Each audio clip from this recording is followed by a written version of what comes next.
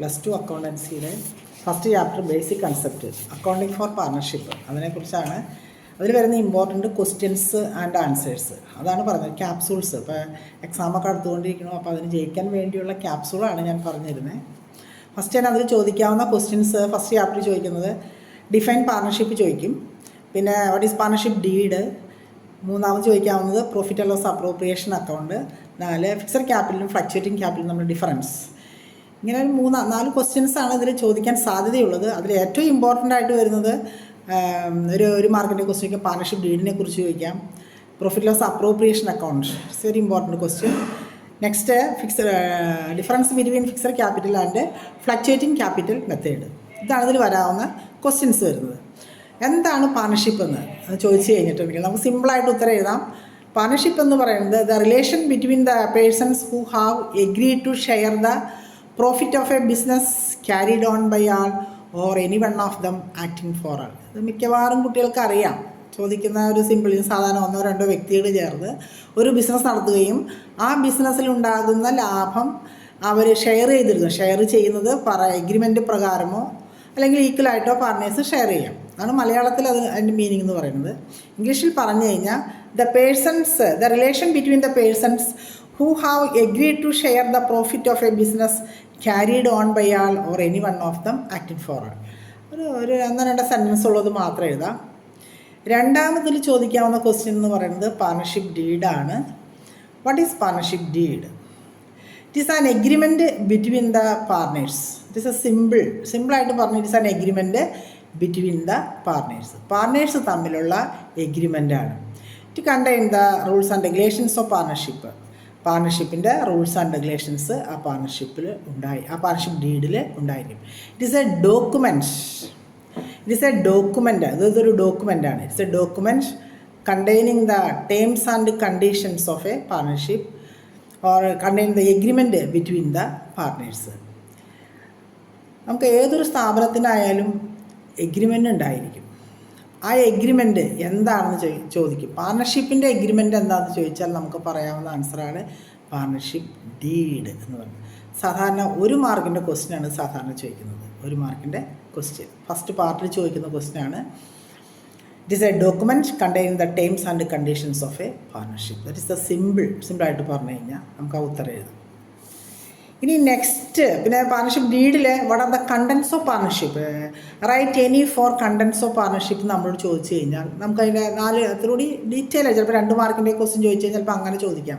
Partnership ഡീഡിലുണ്ടാകാവുന്ന contents എന്തൊക്കെയാണ് നമുക്കറിയാം. First വരുന്നത് നെയിം ഓഫ് ദി പാർട്ണർഷിപ്പിൻ്റെ പേരെന്താ. അതുപോലെ തന്നെ of the name of the പാർട്ട്നേഴ്സിൻ്റെ പേരെന്തൊക്കെയാണ്. നെക്സ്റ്റ് പ്ലേസ് ഓഫ് ബിസിനസ്, എവിടെയാണ് പാർട്ണർഷിപ്പ് ബിസിനസ് ആരംഭിച്ചിരിക്കുന്നത്. അടുത്തത് നേച്ചർ ഓഫ് ബിസിനസ്സിൻ്റെ നേച്ചർ എന്താണ്. അടുത്ത് പറയാവുന്നത് sharing the relation between the partners തമ്മിലുള്ള റിലേഷൻ ബിറ്റ്വീൻ ദ പാർട്ണേഴ്സ് എന്ന് പറഞ്ഞു കഴിഞ്ഞാൽ നമുക്കറിയാം പാർട്ണേഴ്സ് തമ്മിൽ എപ്പോഴും partners act as the agency principal അതിൻ്റെ റിലേഷൻഷിപ്പിലുണ്ടായിരിക്കാം. പിന്നെ ഷെയറിങ് ഓഫ് പ്രോഫിറ്റ്, എങ്ങനെയാണ് പ്രോഫിറ്റ് ഷെയർ ചെയ്യുന്നതെന്ന് പാർട്ണർഷിപ്പ് ഡീഡിലുണ്ടായിരിക്കാം. How to carry the business, എങ്ങനെയാണ് ബിസിനസ് ക്യാരി ചെയ്യേണ്ടത്. ഒത്തിരി ഡീറ്റെയിൽസ് 10-15 ടേംസ് ഉണ്ട്. പക്ഷേ 2 മാർക്കിൻ്റെ ക്വസ്റ്റ്യൻ ചോദിക്കുമ്പോൾ what is partnership deed, right any 4 contents of partnership deed എന്ന് പറഞ്ഞാൽ നമുക്ക് എളുപ്പത്തിൽ പറയാം. Name of the partnership, name of the partners, then nature of the business, place of the business, sharing of profit, the relationship of partners. പിന്നെ അങ്ങനെയുള്ള കുറേ details അതിലുണ്ടായിരിക്കും. ഞാനൊരു 10-15 പോയിൻറ്റ്സുകളുണ്ട്, അത് ഞാൻ പറയുന്നില്ല എന്നുള്ളൂ. ഒരു 5 പോയിൻ്റെങ്കിലും നിങ്ങൾ പഠിച്ചിരിക്കുക. അപ്പോൾ പാർട്ണർഷിപ്പ് ഡീഡും അതിൻ്റെ ഒരു 4 കണ്ടൻറ്റും എഴുതാൻ 2 മാർക്കിന് ചോദിക്കാം, അല്ലെങ്കിൽ 1 മാർക്കിന് ചോദിക്കാവുന്നതാണ് പാർട്ണർഷിപ്പ് ഡീഡ് എന്നുള്ളത്. The agreement between the partners are called dash, അല്ലെങ്കിൽ rules and regulations between the partners are called dash എന്ന് വെച്ചാൽ നമുക്ക് എഴുതാവുന്ന ഉത്തരമാണ് പാർട്ണർഷിപ്പ് ഡീഡ്. നെക്സ്റ്റ് ഇതിൽ വരുന്ന ഒരു ക്വസ്റ്റ്യനാണ് profit and loss appropriation account എന്ന് പറയുന്നത്. Profit and loss appropriation account it is first നമുക്ക് എഴുതാവുന്ന sentence it is a nominal account. Profit loss appropriation is a nominal അക്കൗണ്ടാണ്. നോമിനൽ അക്കൗണ്ടിൽ എന്തൊക്കെയാണ് വരുന്നത് നമുക്കറിയാം. ഒരു നോമിനൽ അക്കൗണ്ടിൻ്റെ റൂൾസ് എന്തൊക്കെയാണെന്ന് നിങ്ങൾ +1 പഠിച്ചിട്ടുണ്ടാവും. Nominal account debit all expense and losses, credit all incomes and gains എന്ന് പറയും. അപ്പോൾ അതുപോലെ തന്നെയാണ് ഇവിടെയും. What are the expenses relating to partners, that is debited. What are the income from partners, that is to be credited. ഒരു അക്കൗണ്ടിന് എപ്പോഴും 2 side ഉണ്ട്, ഡെബിറ്റ് ആൻഡ് ക്രെഡിറ്റ് സൈഡ്. അപ്പോൾ അക്കൗണ്ട് വരയ്ക്കുമ്പോൾ +1 നിങ്ങൾ അക്കൗണ്ട് വരയ്ക്കാനൊക്കെ പഠിച്ചിട്ടുണ്ട്. അപ്പോൾ +1 ആ അക്കൗണ്ടിങ്ങിൽ ഡെബിറ്റ് സൈഡ് ഉണ്ടായിരിക്കാം, ക്രെഡിറ്റ് സൈഡ് ഉണ്ടായിരിക്കാം. After the preparation of the profit and loss account, next what are the expense and income from the partners, that is to be recorded in a profit loss appropriation account. Profit and loss account എന്ന് പറഞ്ഞാൽ ബിസിനസ്സിൻ്റെ, partnership ബിസിനസ്സിൻ്റെ വരുന്ന എക്സ്പെൻസും ഇൻകംസും profit loss account prepare ചെയ്ത് കഴിഞ്ഞാൽ net profit അവരുടെ കയ്യിലുണ്ട്. ആ പ്രോഫിറ്റിന് ശേഷം അതിൽ നിന്ന് what are the appropriations are to be made, ഏതെല്ലാം രീതിയിലുള്ള അപ്രോപ്രിയേഷൻസ് ആണ് ഇനി നടത്താനുള്ളത്. അത് especially relating to partners, their expenses and also their incomes are recorded in profit and loss appropriation account. ഫേമിന് ഉണ്ടാകാവുന്ന എല്ലാ എക്സ്പെൻസുകളും ഇൻകമൊക്കെ വരച്ചതിന് ശേഷം പ്രോഫിറ്റ് ലോസ് ഒക്കെ പ്രിപ്പയർ ചെയ്തതിന് ശേഷം നമുക്ക് പ്രോഫിറ്റ് കിട്ടും. ആ പ്രോഫിറ്റ് വെച്ചിട്ട് നമ്മൾ പ്രിപ്പയർ ചെയ്യുന്ന ഒരു അക്കൗണ്ടാണ് profit and loss appropriation account. അപ്പോൾ profit and loss appropriation account is a nominal account. Debit all expenses relating to the പാർട്ട്നേഴ്സുമായിട്ട് ബന്ധപ്പെട്ട് വരുന്നത് മാത്രമേ റെക്കോർഡ് ചെയ്യുള്ളൂ. പാർട്ട്നേഴ്സുമായി ബന്ധപ്പെട്ട് മാത്രമുള്ള ഇൻകമാണ് അവിടെ റെക്കോർഡ് ചെയ്യുന്നത്. അപ്പോൾ ഏതൊരു അക്കൗണ്ടിനും ഡെബിറ്റും ഉണ്ട്, ക്രെഡിറ്റ് സൈഡും ഉണ്ട്.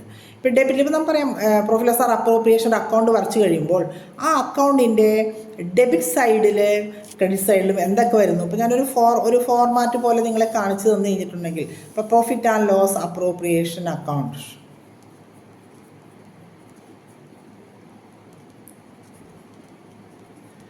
Profit and loss appropriation account എന്ന് പറഞ്ഞ് നമ്മളൊരു അക്കൗണ്ട് വരച്ചു. ആ അക്കൗണ്ട് വരച്ച് കഴിയുമ്പോൾ അതിൻ്റെ ഡെബിറ്റ് സൈഡ് ഉണ്ടായിരിക്കാം, അതുപോലെ തന്നെ ക്രെഡിറ്റ് സൈഡ്. മറ്റേ ഡീറ്റെയിൽസൊക്കെ നിങ്ങൾക്ക് അറിയാം. Particulars, then amount, particulars, amount debit സൈഡിലും നമ്മൾ ക്രെഡിറ്റ് സൈഡിലും അങ്ങനെ എഴുതണം എമൗണ്ട്. ഞാനിത് മെയിനായിട്ട് പറഞ്ഞു തരുന്നത് അക്കൗണ്ടൻസി കുറച്ച് ബുദ്ധിമുട്ടായ കുട്ടികൾക്കൊക്കെ വേണ്ടിയാണ്. എങ്ങനെ അവർക്ക് പാസ്സാവാം അക്കൗണ്ടൻസി, അതിനുവേണ്ടിയുള്ള എളുപ്പത്തിലുള്ള ഒരു ക്ലാസ്സാണ് ഞാൻ പറയുന്നത്. അപ്പോൾ profit and loss appropriation account ഇതുപോലെ നമ്മൾ വരയ്ക്കുകയാണെങ്കിൽ ദാറ്റ് മീൻസ് ഡെബിറ്റ് സൈഡ് ഉണ്ടായിരിക്കും, അതുപോലെ തന്നെ ക്രെഡിറ്റ് സൈഡ് ഉണ്ടായിരിക്കും. അതിൻ്റെ ക്രെഡിറ്റ് സൈഡിൽ നമ്മൾ ഫസ്റ്റ് നമ്മൾ എഴുതേണ്ടത്, നമുക്കറിയാം partnership profit loss account prepare ചെയ്തതിന് ശേഷം നമുക്ക് പ്രോഫിറ്റ് കിട്ടിയിട്ടുണ്ടായിരിക്കാം. ആ പ്രോഫിറ്റ് ലോസ് അക്കൗണ്ടിൽ കാണിച്ചത് അതാണ് ഏറ്റവും ആദ്യം തന്നെ നമ്മൾ എടുത്ത് എഴുതേണ്ടത്. That is a profit and loss account. നമുക്ക് ബാലൻസ് തന്നിട്ടുണ്ടായിരിക്കാം, ക്വസ്റ്റ്യനിൽ ബാലൻസ് അതുണ്ടായിരിക്കാം. അത് നമ്മൾ എത്ര എമൗണ്ട് ആണോ അത് നമ്മൾ ക്രെഡിറ്റ് സൈഡിൽ എഴുതാം. പ്രോഫിറ്റ് ആൻഡ് ലോസ് അപ്രോപ്രിയേഷനെ ക്രെഡിറ്റ് സൈഡിൽ എഴുതേണ്ട ഫസ്റ്റ് ഐറ്റമാണത്. അതിനുശേഷം നമ്മൾ ശ്രദ്ധിക്കേണ്ട ഒരു കാര്യം, എന്തെല്ലാം ഇൻകംസ് നമുക്ക് ഈ പാർട്ട്നേഴ്സിൽ നിന്ന് കിട്ടുന്നുണ്ടോ എന്ന് നമ്മൾ നോക്കണം.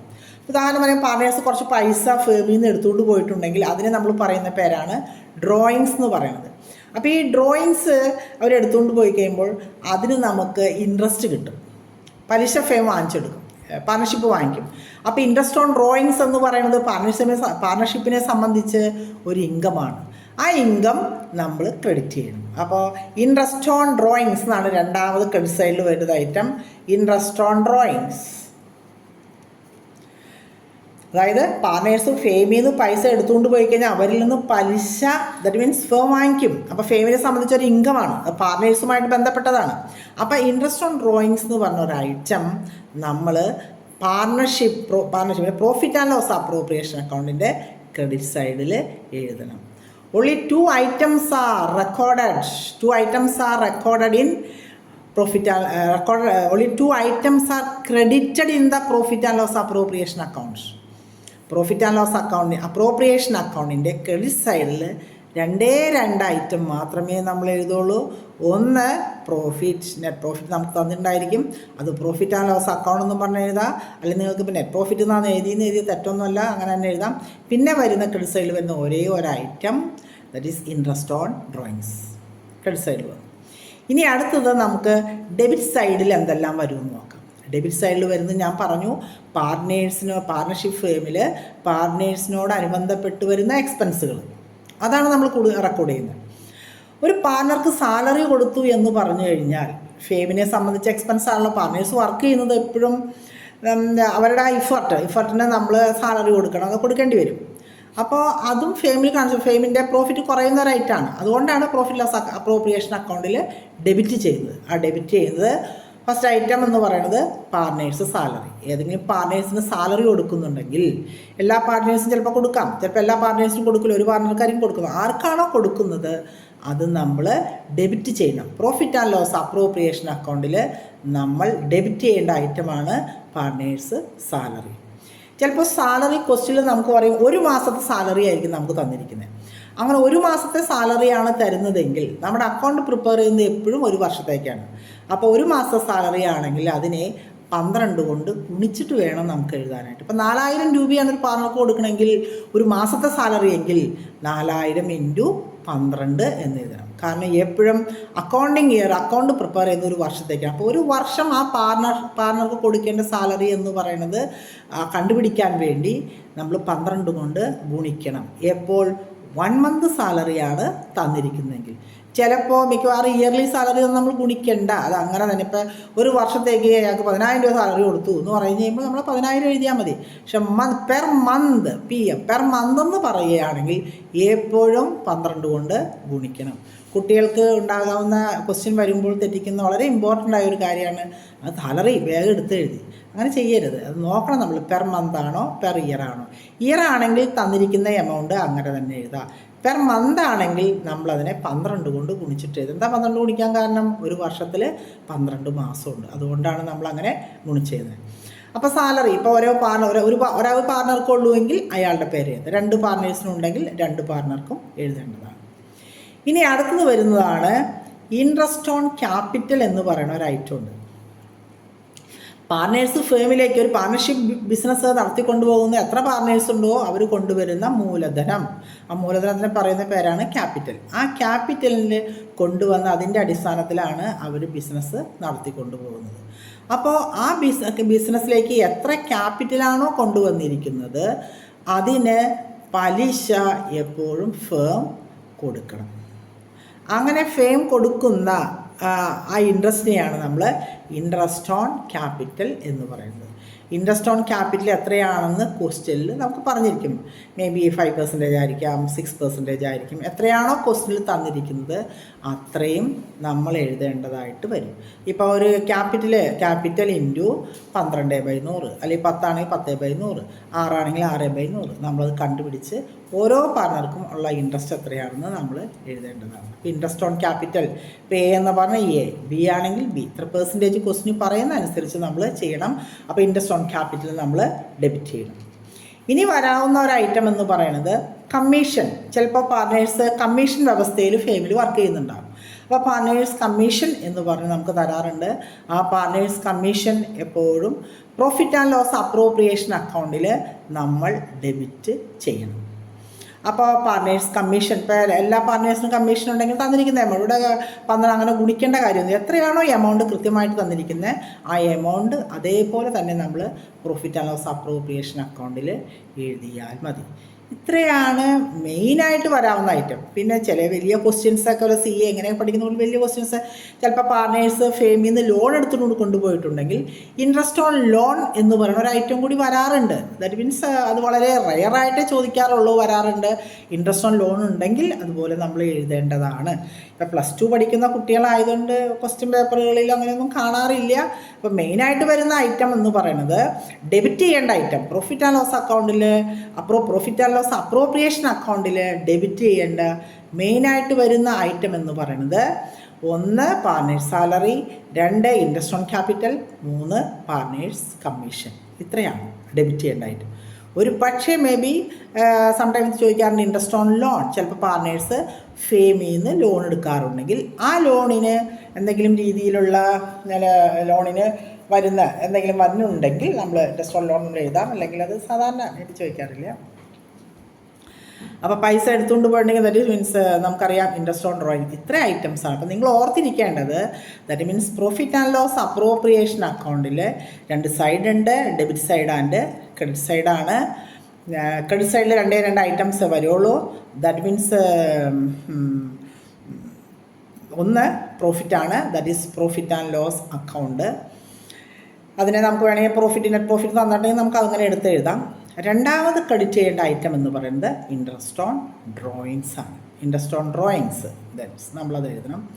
നെക്സ്റ്റ് വരുന്ന ഐറ്റംസ് ഡെബിറ്റ് സൈഡിൽ വരുള്ളൂ. ക്രെഡിറ്റ് സൈഡിൽ 2 ഐറ്റം, ഡെബിറ്റ് സൈഡിൽ വരുന്ന മെയിൻ ഐറ്റംസ് ആണ് ഞാൻ പറയുന്നത്. ദാറ്റ് ഈസ് പാർട്ട്നേഴ്സ് സാലറി ഉണ്ട്, പാർട്ട്നേഴ്സ് കമ്മീഷൻ ഉണ്ടായിരിക്കാം, ഇൻട്രസ്റ്റ് ഓൺ ക്യാപിറ്റൽ. ഇത്രയും നിങ്ങൾ എഴുതുക.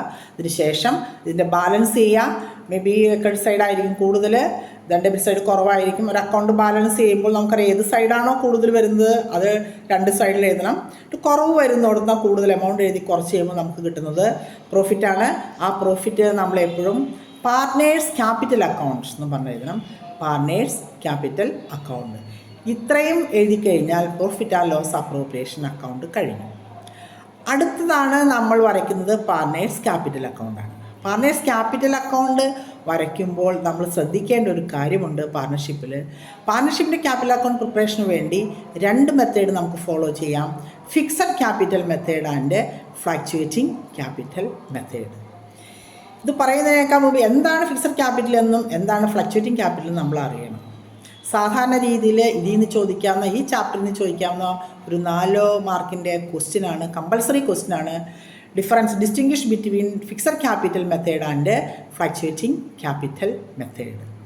അത് പറഞ്ഞു കഴിഞ്ഞതിന് ശേഷം ഞാൻ ക്യാപിറ്റൽ അക്കൗണ്ട് എങ്ങനെയാണ് പ്രിപ്പയർ ചെയ്യേണ്ടതെന്ന് പറഞ്ഞു തരാം. ഓക്കെ.